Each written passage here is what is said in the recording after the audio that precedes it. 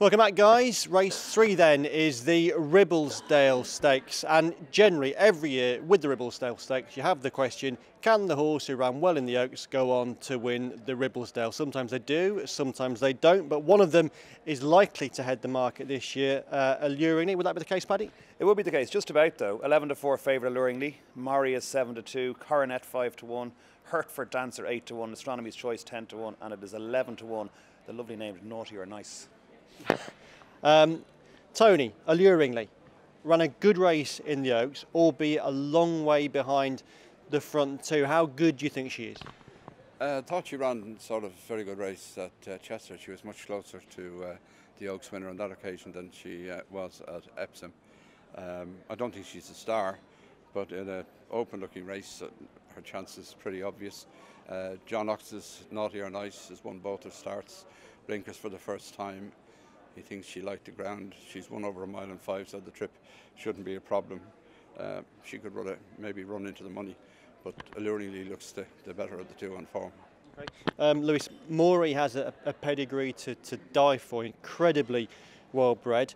She's a Michael Stout, 3-year-old middle distance filly. There's tons to like about her. She's going the right way too. What did you make of her Goodwood win? I was quite impressed. I thought she was quite professional, not flash. I think you see that pedigree and you expect huge fireworks, but it's very professional, got the job done well. I like the fact she's not running a classic or anything like that, and this will be a first test at this sort of level, but she, like I said, she's missed the big races that alluringly's had battles in, and she's that real stout improver, isn't she? She really fits that character, and I'd probably take on the favourite with Morey. That'd be my selection. Okay, and Paddy, John Gosden has got a third of the field here, 4 runners declared for the Ribblesdale. Do any of those appeal to you? Yeah, Astronomy's Choice is the one I'd be tempted to back, but I don't know what's going to happen is I'll back Astronomy's Choice each way. Murray will win, and after go like that was pretty obvious, wasn't it? So I mean, I think Lewis's point is fair. I think Murray is probably the one to be with, but I think Astronomy's Choice at 10-1 might be worth a few quid each way. Okay, we move on then to the signature race of the whole Royal meeting. It is the Gold Cup. It's not the Ascot Gold Cup, it's the Gold Cup.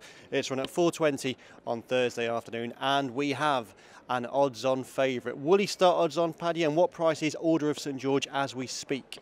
Well, it just depends how the second day goes and the third day starts going for Coolmore, because obviously after day one we know there's a changing of the guard. Like Coolmore's finished, Aidan O'Brien's finished, the trainer gone absolutely finished, yeah, done. So so it all depends like how their momentum goes for them. He's even money now. Like last week, you would have been predicting he definitely will go odds on. I think the faster ground probably tempers confidence a small little bit with them. Simple versus second favourite 13-2. Big Orange 8-1. He'll probably keep shortening. Sheikh Zayed, I always call it Sheikh Hazy Road. Sheikh Zayed Road 10-1. Torsador 12-1. And Sweet Selection 14-1. 16-1 bigger the rest. So yeah, Order of St George is going to be banker material for a lot of people, but I'm just not. If you'd asked me like 6 months ago, I would have said, yeah, absolute penalty kick. But the closer you get to it, I'm just not sure. I actually quite like Big Orange now. I think could really put it up to Order of St George. Okay, Lewis, if we look at Order of St George first, he's a really convincing winner of the Gold Cup last year. He's finished third in an arc, which with the best one in the world, nothing else in this field could come remotely close to doing.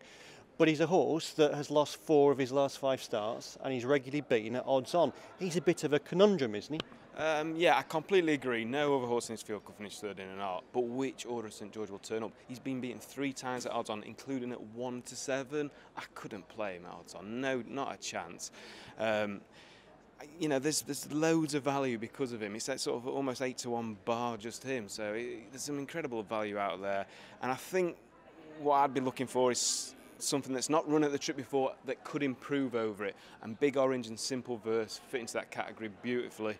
The ground is going to be really in Big Orange's favour. He loves to bounce off it. He'll be at the front. And I just think if Order of St George comes wide and past him fast, it could be game over. If he eyeballs Big Orange, gets in a fight, there's only one horse I'd like to have my money on, and that's Big Orange, because he just loves a scrap. He'll grind it out from the front. Simple Verse, 1 run over 2 miles. They rode her to get the trip on Champions Day, and she blatantly did. They should have been more positive with her. I'm sure they will be here.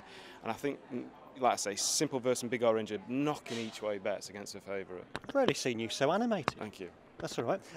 Tony, Lewis is very much not in the Order of St George camp. You have the Ballydoyle hotline. You can probably... Oh, of course you have. Of course you have. When you look at Order of St George and you look at that record of, one could call it inconsistency, are you tempted to be with him or against him at the prices?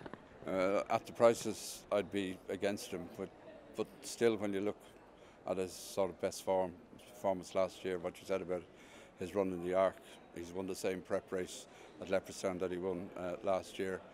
I still think he's the one they have to beat, but I'd be sort of very nervous about going in that short. The ground, I mean, he goes on fast ground. He's probably better with a bit of dig in it, but the other Irish horse, Torstador, he's beaten Order of St George this year. I don't really expect him to finish in front of him tomorrow, but I think Order of St George just about, but I won't be betting the odds on. And do we think, guys, anything at the really big price? Because it's sort of a race where you can have a horse run into a place at a huge price. We've got a former winner in Trip to Paris. We've got the Cezanne Segura winner, Sweet Selection, Quest for More, Prix du Cal. Yeah. There's a lot of good horse in this. Yeah, throw in the Ledger winner as well, Harbour Law. Yeah. I mean, again, that is just a Dower Sedea, and this 2.5 miles could be right up that Horsey Street. Or, you know, it's always going to be overlooked somewhat, and perhaps that could run well. And like I say, Quest for More always turns up, and Sheikh Zayed Road again won the Champions Day long distance one. There's loads to get stuck into for the each way players. And Lewis, so you are Big Orange or Simple Verse, yeah? Yeah, I split my stake on those two. Tony, you're Order of St George, but semi-reluctantly? Semi-reluctantly, yes. Semi-reluctantly, and Paddy, you're all over Big Orange? All over Big Orange. 2 for Big Orange, 1 for Order of St George. I backed Order of St George as well, but he's a wary one to be on at the prices, but he's probably the best horse in the race. I just very slowly thought of a joke about my comment there. I was trying to think when I couldn't come up with him. I'll be having a juicy bet on Big Orange. With that joke, we go to a